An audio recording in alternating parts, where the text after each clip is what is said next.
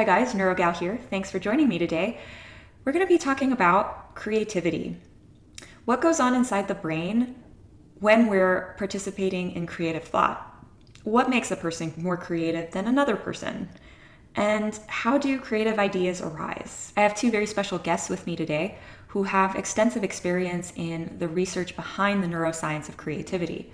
So we're going to delve into the neuroscience of creativity, and we're also going to talk about the brain stimulation device that they created that is purported to stimulate creative thought processes. It is a TDCS device. TDCS stands for transcranial direct current stimulation. If you want more information about TDCS, feel free to visit my website, neurogal.com. I have a bunch of articles about what TDCS is, how effective it is, reviews on the scientific literature about TDCS, and TDCS's safety.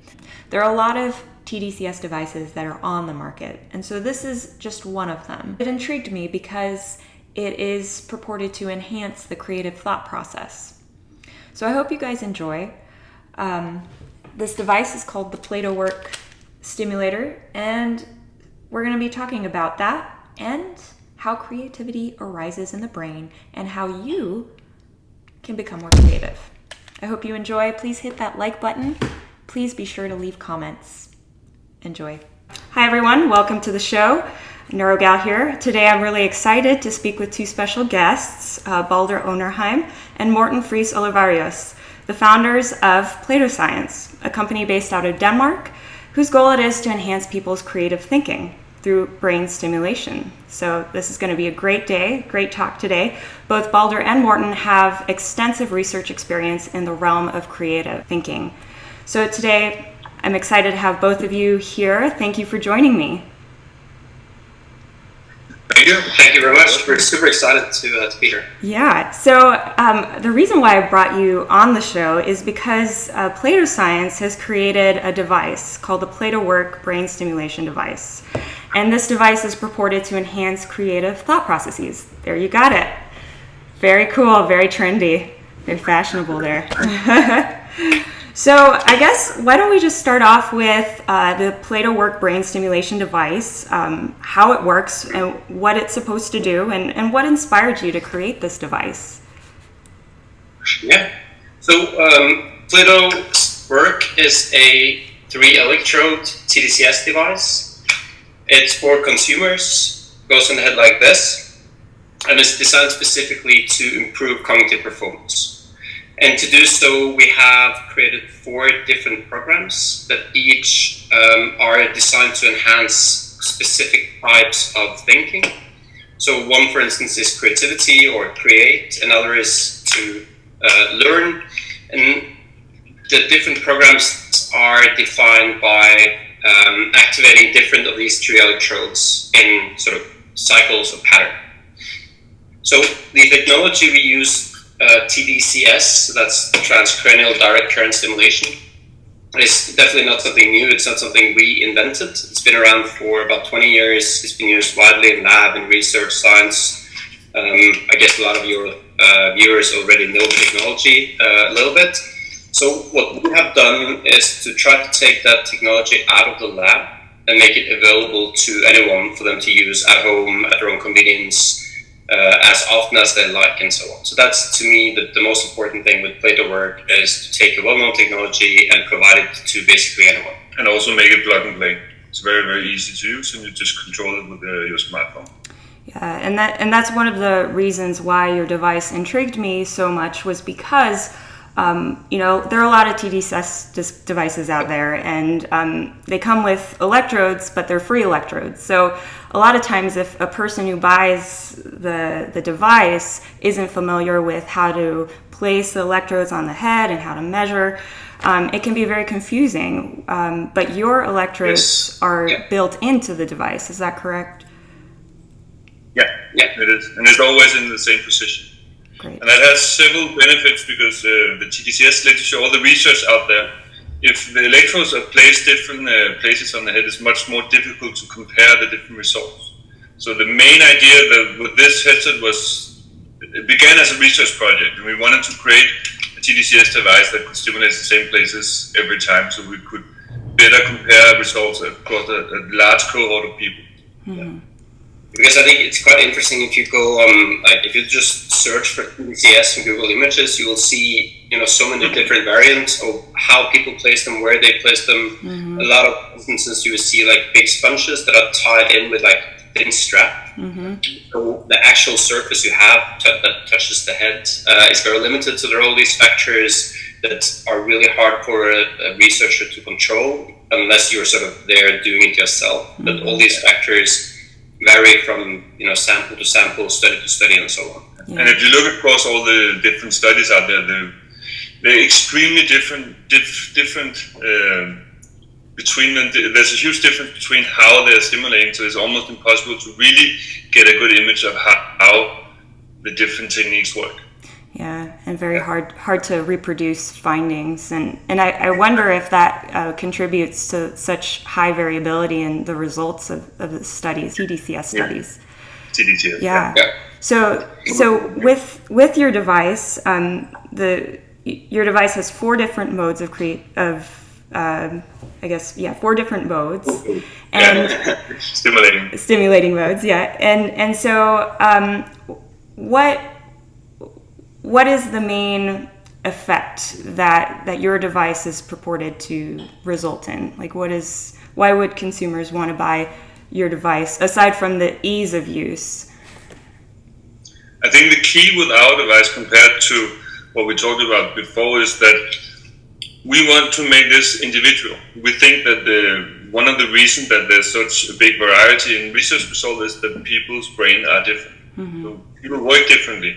And we think that it will be very individual which mode will work best for which person, which depends on what the type of job you're using, what are you using the device for, what are your aims with it. Mm-hmm. Yeah.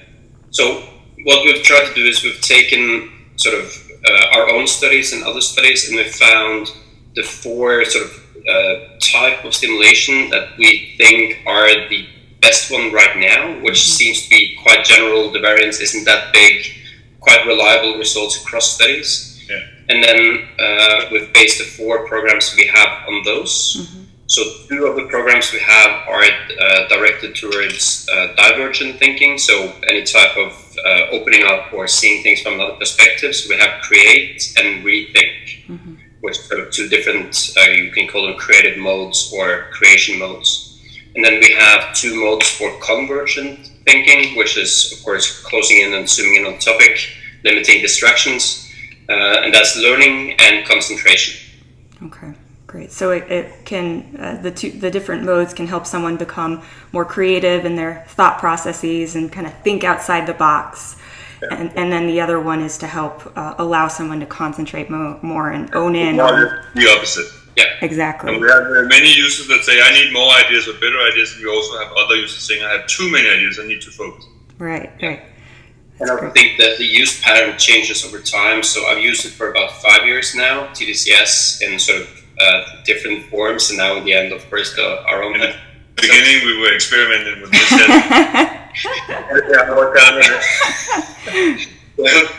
We've had some really fun experiments on that's how we know the scripted parameters. As long as I'm doing fine. For me in the beginning, I definitely used the creative modes more, like the opening up exploration modes. And now the type of work we do is becoming more sort of constrained. I do more finance, distribution, so as my job task changes, I will use different programs because what I need right now is different from what I needed like 2 years ago. And that's, I guess, the sort of value proposition is we all have situations more or less every single day where we are faced with a task and we know exactly how we would like our brain to work, but it's not. Mm-hmm. So these situations where you're banging your head against a wall and you know exactly how good you could be, but it just doesn't work like that. Mm. And the whole concept is whenever you are in a position where your brain is not fully collaborating in the way you wish it would, you put a headset on and you ask for the program that either based on your experience with the programs or the way we describe the programs, you pick the program you think will be most suited for whichever type of work you're engaged with. Okay, gotcha. Yeah, and that's fascinating because I think a lot of people struggle. Well, I think everybody struggles with that in all aspects of life. And I had looked up one of your TED Talks, Baldur, and you talked about creativity in general and how it's a myth that people tend to think that it's just supposed to be delegated to the arts, right? When people think of creativity, they think, dancing, artist things, like painting. But really, creativity, like you said, both of you, is a fundamental human skill, and it's what separates us from being animals, and it's what has allowed us to become so technologically advanced. And so I think that your device applies to everybody who wants to help improve their creative efforts in whatever goal they're trying to achieve. Adding to that, I think another part of it, which to me is also really important, is we all spend so much time every single day waiting to be in the right mindset for the task at hand. So, studies show people spend, everything between 1/3 and 1/5 of their working day not working. Mm-hmm. And that time you spend in your office not doing your work is actually a waste of doing something else with your life. So to me, it's also this other aspect to it, that we all spend so much of our lives working, but it's not effective work. Right. And if that's creativity or concentration, we all know the feeling of like spending 2 hours more than you know that you needed to spend on the task. Yeah. So you recommend that people use this device when they're not feeling up for the task, when they're not feeling creative, or when they don't feel like they can concentrate, if that's what they want to use the device for. So when someone is using the device, what should they be doing? Should they be practicing their creative skills, and how? Yeah, the thing is that actually I think that one thing is that we have of course looked at all the different kind of studies that's out there. But right now we have around 200 products being used by different users, and I think that it's more interesting to ask them how they're using it. So we got a lot of feedback with people using it in situations that we didn't even think of. And I think we call it it's kind of a crowd science idea. Instead of us reading theory and making hypotheses, people are just trying things out and then reporting back to us. Great. And I think what we experience is that it's very individual the way that people use it, and the different types of mode that people find to be the best. For instance, we have this one user that's a child psychologist, and she's reported that after a long day of work, when she comes home and she's reading new literature, she found that the create mode, which is made to produce ideas, but for her, when reading all this difficult literature, she can better incorporate it to her existing knowledge. And that's kind of use that I wouldn't have thought of from a theoretical point of view, but it makes total sense, and for her it works, and I think that's extremely interesting. Wow. Not to direct people too much, and also let people experience. Yeah. So it helps. Pyramid. Yeah. So it helps with consolidation of memory for her, it seems. Yeah, Wow. That's what she feels, that she can better connect the new knowledge with her existing knowledge. Wow. Which is, so theoretically it makes sense, because creativity is about connecting things that are seemingly far apart. Yeah. Mm-hmm. And what she uses create mode for is to connect what she's reading with stuff she read before, that she might not sort of think about immediately, but then she suddenly remembers this study she once read. And that, per definition, is very close to what we would think about ID generation, where you do the same thing in your memory system. Okay, gotcha. So have you heard of the concept you probably have, of neuropriming? So you've got many years of experience in neuroscience, so I'm sure you have. So neuropriming, and correct me if I'm wrong, is basically when someone uses TDCS, the TDCS doesn't actually cause the neurons to fire, it just makes it easier for them to fire. So the thought behind neuropriming is, if someone is participating in whatever skill they're trying to enhance, so say creative thinking, that if they're trying to participate in creative thought processes while using TDCS, it can help strengthen the neural networks involved in creativity. Is that correct? Yeah. So Yeah. I think taking like 2 steps back, so fundamentally how the technology works is, so I found 2 loose electrodes.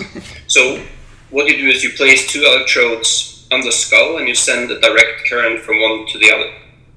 And as the current passes through the brain in the region where it enters, you change the potential for activity positively. So it's easier for the region under the anode to fire, and equally where you pull the current back out, you have the opposite effect. So it doesn't force those two areas to do more or less work, but it makes it easier if your brain is trying to do so. Okay. So I think the term neuropriming, but the underlying idea that you make your brain sort of the setup better. So you sort of prepare it, and then if you do what you're supposed to be better at, then your brain will be more willing to do that type of work. Okay. So if you go to the neural level for each single neuron, you bring them closer to threshold. It means that when you stimulate, you don't make the neurons fire, but you make it easier for them to fire. Mm-hmm. So it means that you're actually, it's kind of a volume button, that you can turn up the activity in a certain area and down in another, but you don't change the patterns of the activity. Okay, gotcha. And with regard to the specific regions that this particular Play-Doh work device stimulates, what parts of the brain is it is it enhancing, and how are they connected to creativity and the creativity networks? So we are stimulating the two frontal, that's the dorsal lateral prefrontal cortex, and we're also stimulating precuneus here, which is a central hub in the default network. So for the super nerds, F3, F4, and PSET. Yeah, in the 1020 system. And they are extremely connected to creativity. It's a bit longer story, but I can try to make it short. Okay, so I'll try to make Morten's story short. I've heard it before. So what we basically try to do is to replicate certain big balances in the brain. So our brain works in networks, and they have a certain balance of activity between different areas. And I think the sort of most easy example is a lot of studies by Morten and others show that in normal cognitive behavior, if people have a lot of frontal activity, which normally means that you are focusing on a task or being engaged on something, you decrease activity in the default network, which is the network which creates like spontaneous thoughts. So if you lie down on the couch, close your eyes, and your mind starts sort of wandering, that's the default network being turned up. Mm-hmm. But a lot of people would naturally turn that activity down if you concentrate. So one of the things to do with Play-Doh work is actually to try to keep that area a little more active. So even though you are working on a task and have a lot of frontal activity, instead of doing the natural like decrease of activity in the back, we make sure that that activity is a little increased. Okay. And what happens is that you then get access to these spontaneous thoughts and these spontaneous activities, even though you're working actively on a task. Mm-hmm. So it's sort of like going for a run or taking a shower feeling, but while you're still working. Okay. And with regard to the frontal lobe, I've read in the past that creativity is thought to also be produced by this alternating hypo and hyper frontality. Yeah, there's many different ways that creativity is, what we know about how the brain functions with creativity.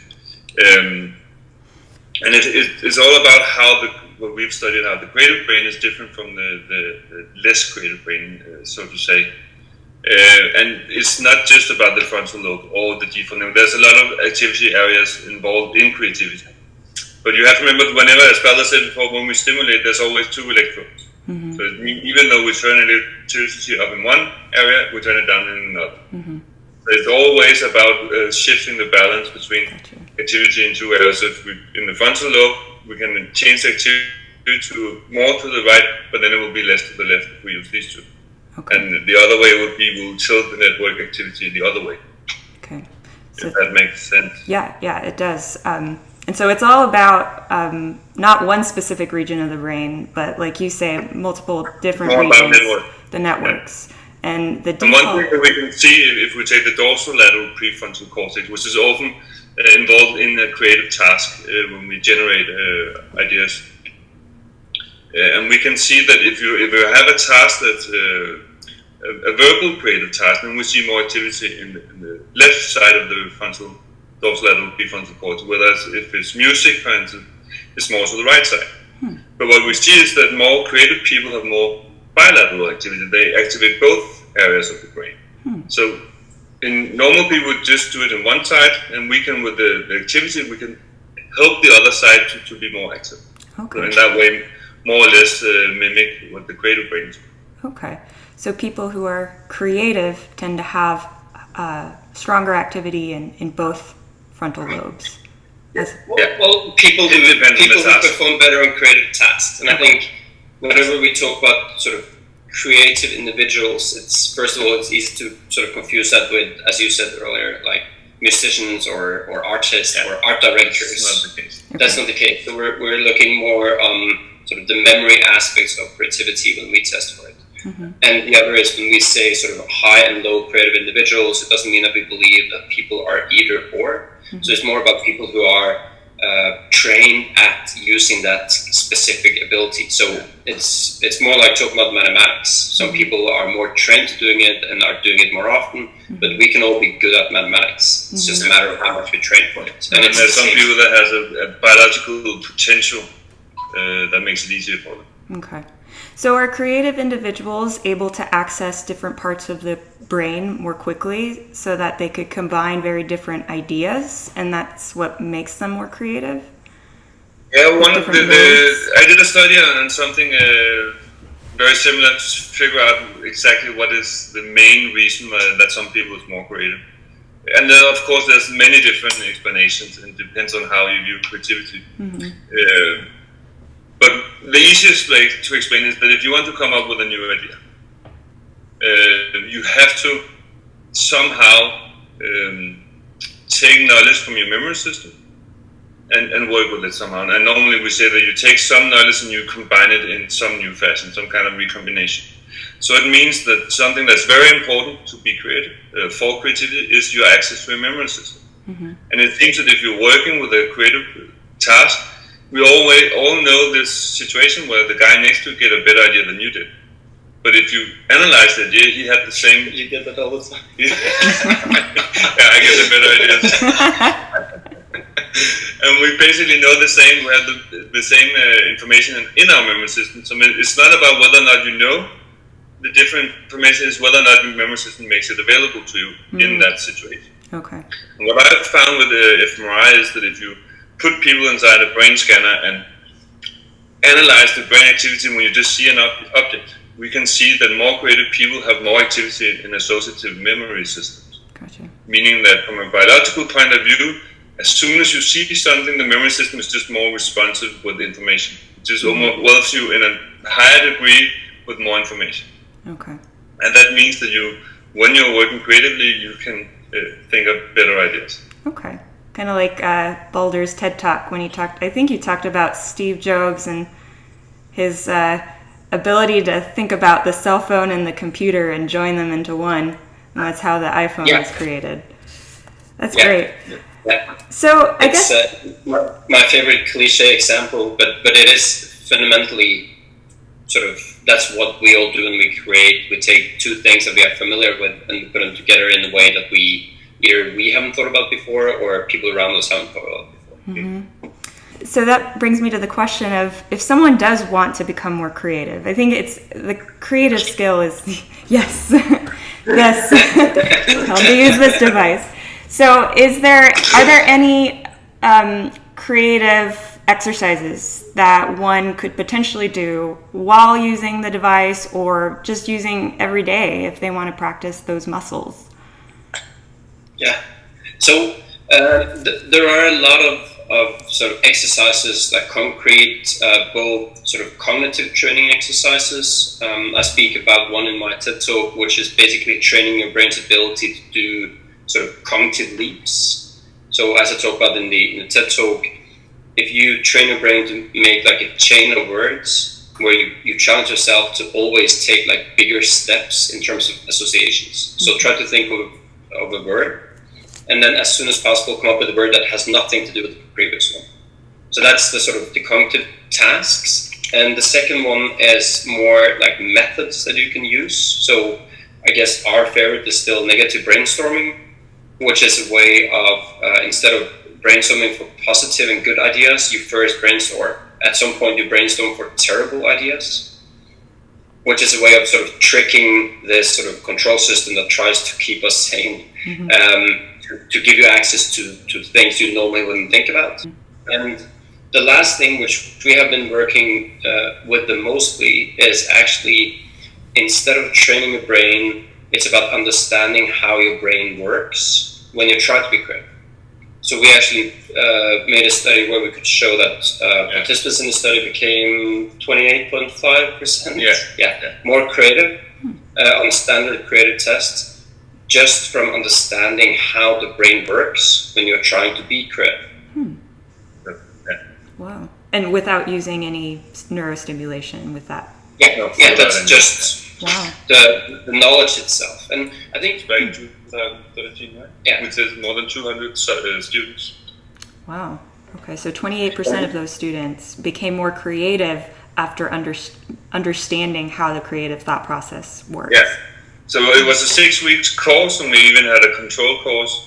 And the idea was first to give people, the students, knowledge about how the memory system functions, how the brain takes information in, how we generate ideas, and then understanding, gaining knowledge about how this biological processes, what we call neurocreativity, works in practice. So how can we apply this knowledge to a creative process? And we had a real world creative process where we solved some kind of problem for a company as the training session, and then we measured people before and after the entire course, and half of the student got information about the brain, neurocreativity, and the other student got traditional creativity lessons. Okay. And we could show an increase in creative potential of 28.5%. Yeah, as the group average. Yeah.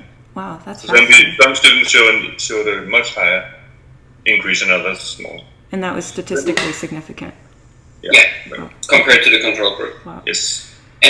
But to me, the interesting thing about what Martin called we call neurocreativity is we've all been working with people at some point who are really, expressive about how their brain is working in a context. So they will be like, "Oh, don't say that because you're locking down my ability to come up with ideas." So people who are very elaborate about how sort of the context they're in will interact with their sort of cognition and either limit or enhance their process. And to me, that's based on having a fundamental understanding and practice in using your brain that way. And the more you do that, the easier it is to sort of try to control your surroundings to support the type of cognitive activity you would like. Gotcha. And your device can enhance the neural networks involved in creativity along with those exercises that you had talked about. Yeah.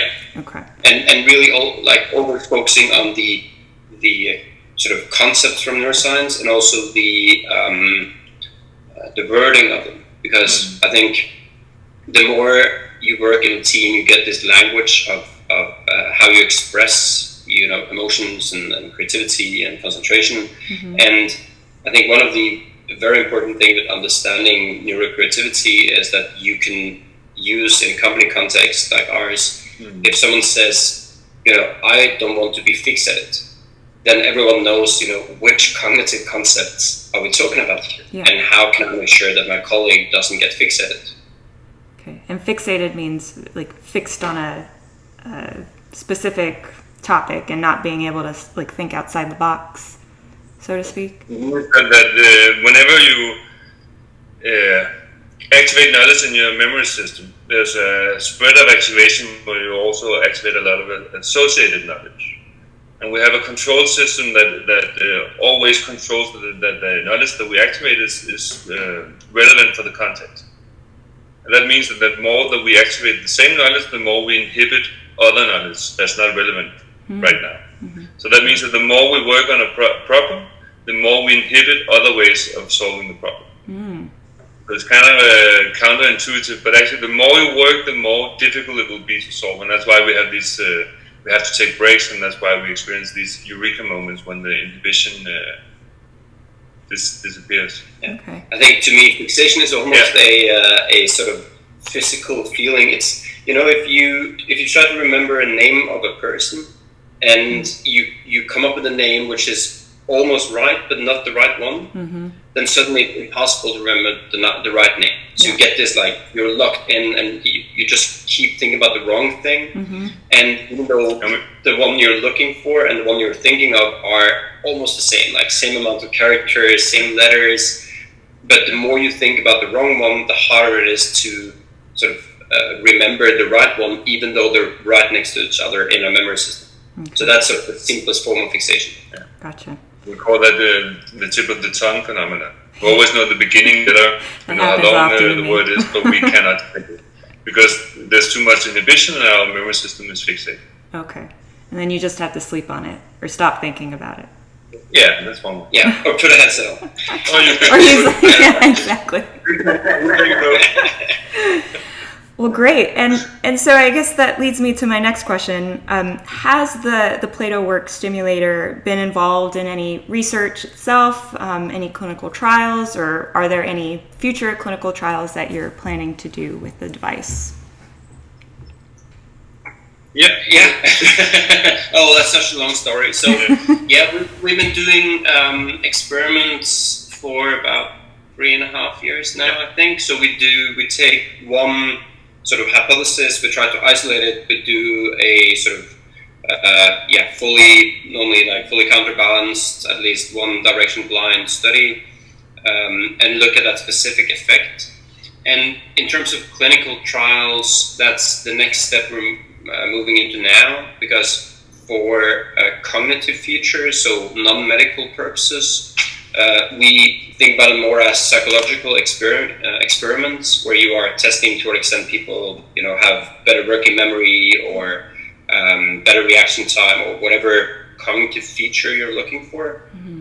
And to be allowed to do clinical studies, we need to have a clinical approval for the product for that type of study.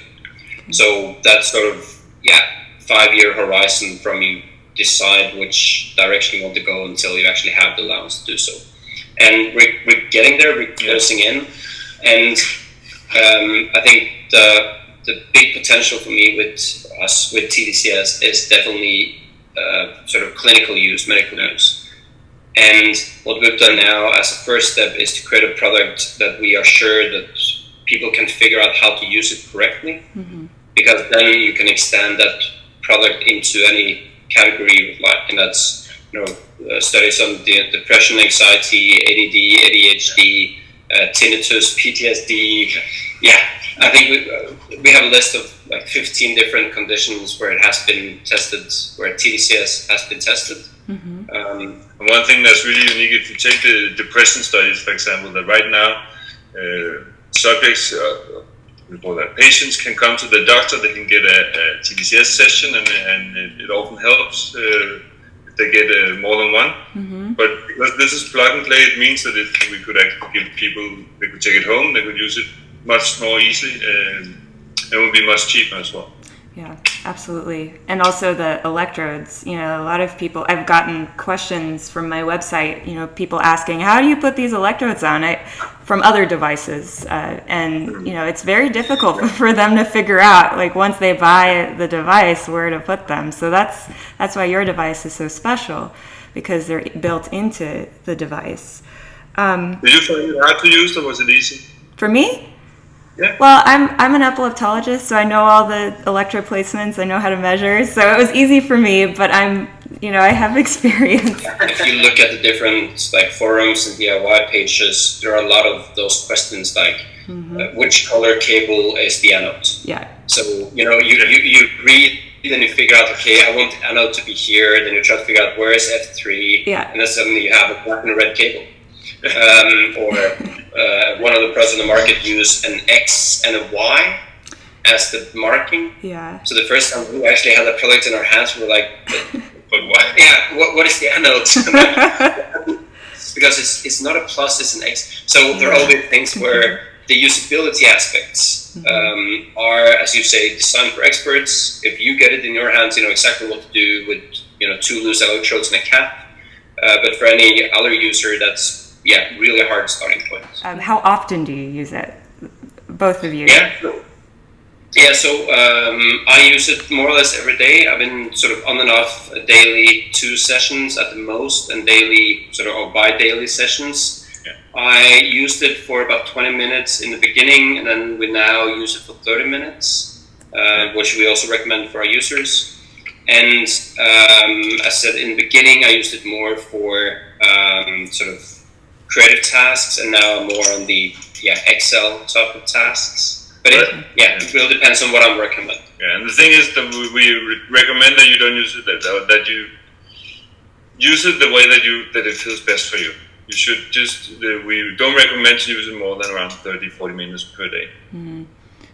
But it's up to the individual whether it's 1 day a week or it's 2 day or 4 day, or we shouldn't dictate that. Yeah, but it's depends on that. So we have sort of a feature in the app, so if you try to use it more than 30 minutes per day, we will sort of say that that's not recommended. Right. It's not because we know that it's harmful to do it any longer, but that's sort of the industry standard for TDCS. Right. Yeah, it's based on if we look across all the research that's ever been done, and if you stay within 40 minutes, within 2 milliamps, then we know that nothing has ever happened. Okay. Doesn't mean that something will happen if you go over, but we just know that we're home safe if we don't. Right. And there is some thought that it may produce opposite effects if you use it for longer amounts of time. There's one study of TDCS that has been very widely cited, which tests another consumer device on the market, or one of the loose electrode ones. And what they find is they find a significantly smaller improvement in the effect group, but they don't find a decrease. But it's very often cited as a decrease. So it might be from that study, because it's very well. I think we get the question like once a week by someone saying, "But I thought TDCS was proven to have the opposite effect." Okay. And they normally would cite to that one study where it's just an unfortunate formulation of the 2 types of improvement they find. Okay, gotcha. Are there any last words that you guys want to mention? How do people find you? How do they purchase this device if they're interested? Yeah, I think for those who are listening, thanks a lot for listening to our long talk. It's the end of the day here in Copenhagen, so I think we're both... you're tired. Thanks for listening, and I hope your listeners are as excited about TDCS as we are. And if you're interested in our products, you can find Plato Work or Plato Science, both are one word, or simply just write us an email. We go to our webpage, platoscience.com. And that'll be in the description box. I'll provide the link for everybody. Yeah. And right now we're live with a campaign on Indiegogo, so you could get a link for that as well. Great. Try it, and if that's TDCS, or if that's being more creative, if that's using a tool, read about it. Yeah, think about creativity as being something we can all do, and which is the most important thing we can put our lives to. And if you buy a headset for that, or if you just make sure to do it every day, that's the most important thing. Thanks, guys, for joining me. I'll be looking forward to using my device, and I'll let you know how I like it. Yeah. All right. It's been fun. Take care.